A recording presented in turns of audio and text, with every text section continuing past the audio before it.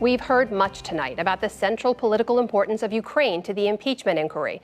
But that country's also at war with Russian-backed separatists.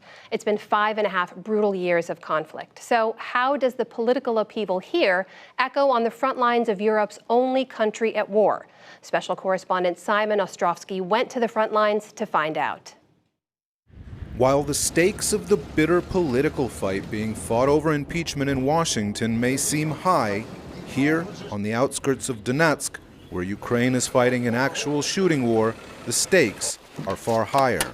The war in Ukraine has dragged on for 5 years, and it's killed more than 13,000 people. It's fought in trenches like this one that stretch for hundreds of kilometers through eastern Ukraine. But it was largely forgotten by the outside world until it became the backdrop for the impeachment inquiry into President Donald Trump. Until Mr. Trump took office, Ukraine enjoyed unwavering bipartisan U.S. support in its conflict with Russia, which invaded and annexed Ukraine's Crimea Peninsula in 2014. The annexation was the biggest land grab in Europe since World War II and sparked a war in eastern Ukraine, where Russia and its separatist allies have taken control of parts of the country's eastern industrial heartland known as the Donbass. Kyiv only barely managed to prevent pro-Russia forces from totally overrunning the country, thanks to the U.S. and its allies, who imposed an economically damaging set of sanctions on Moscow. We're united in our support for Ukraine. We're united in our determination to isolate Russia and impose costs for Russia's actions. The threat of further sanctions, if Russia pushed on, have stayed the Kremlin's hand so far. Fast forward to 2019, and several top U.S. officials are alleging that President Trump blocked crucial military aid to the country over the summer to try to get Kyiv to open investigations into his American political rival. Throughout its campaign against Russia's occupation of lands that are just several hundred yards that way, Ukraine has relied on the United States for both military and diplomatic support. In July, the White House suspended nearly $400 million in aid, causing its Ukrainian allies to question America's resolve.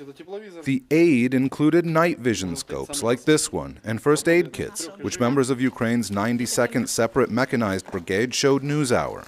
But the scope of the assistance is much wider and seeks to modernize Ukraine's armed forces by providing more capable small arms like new sniper rifles and grenade launchers, radars, vehicles, and tactical communication equipment. It also pays for advisors and high-tech training simulators.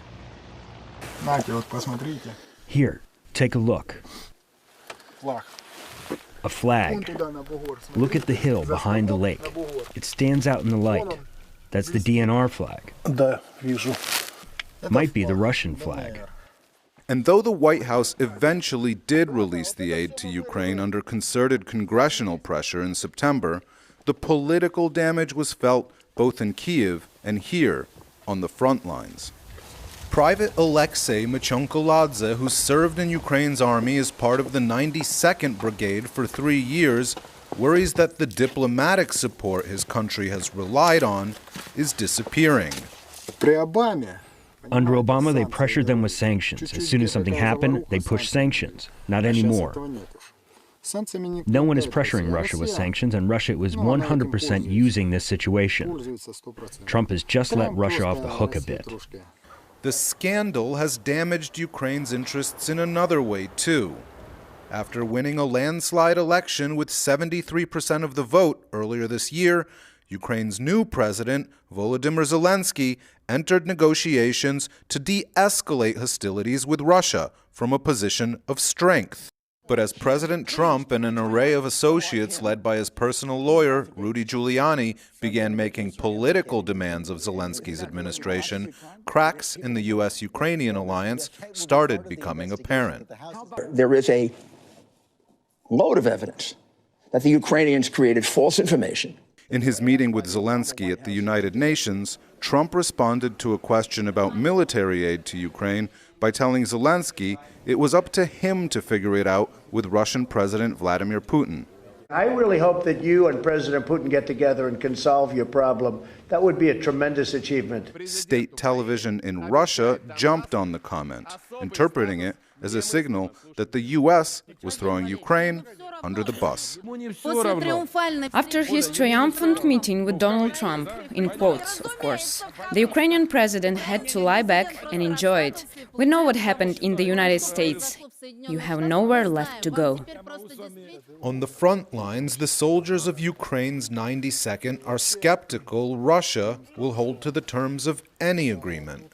Do you think that without the strong support of the United States, Ukraine can get a fair peace deal with Russia? I think not. No. If, for example, America and Europe don't help, I think Russia will push forward. They won't just occupy this area. It'll be like Crimea. They'll invade. Zelensky has nevertheless pushed forward with a controversial plan to move troops away from the front lines in certain sectors. The idea is that if soldiers can't see the enemy, they'll be less likely to engage, and casualties will drop. Veteran groups see the plan as capitulation to Russia, and thousands have marched in street protests to oppose it, illustrating the challenges for Zelensky on the domestic front. But the biggest challenge is not only the toll in lives lost, but in lives ruined. Serhiy Shevchenko showed NewsHour how he's reinforced the windows of his home, which were blown out for the 8th time in a recent mortar attack. It used to be called Forest Street. Now I call it Dead Street. This is the most ruined street in Avdiivka. Although the U.S. has not contributed any troops to Ukraine in combat roles, it continues to train the Ukrainian military at exercises like this one. Go! Ukraine, on the other hand, has sent its troops to fight and to die in the U.S.-led mission to Iraq. It's something that U.S. Army Colonel David Jordan of the 45th Infantry brought up at a ceremony dedicated to members of Ukraine's 92nd who were undergoing a U.S. training course in 2017. Like the 45th, the 92nd has served in combat in Iraq. Our shared experiences will help us form a bond of trust. I asked this member of the 92nd, serving in a trench on the front line, if he felt that that bond of trust had now been broken. We value the U.S. support and hope that it continues. Whatever happens, we will continue to defend our lands. Our morale is high, so we're not feeling down, and we won't fall, and that's that. On the front lines in eastern Ukraine, I'm Simon Ostrovsky for the PBS NewsHour.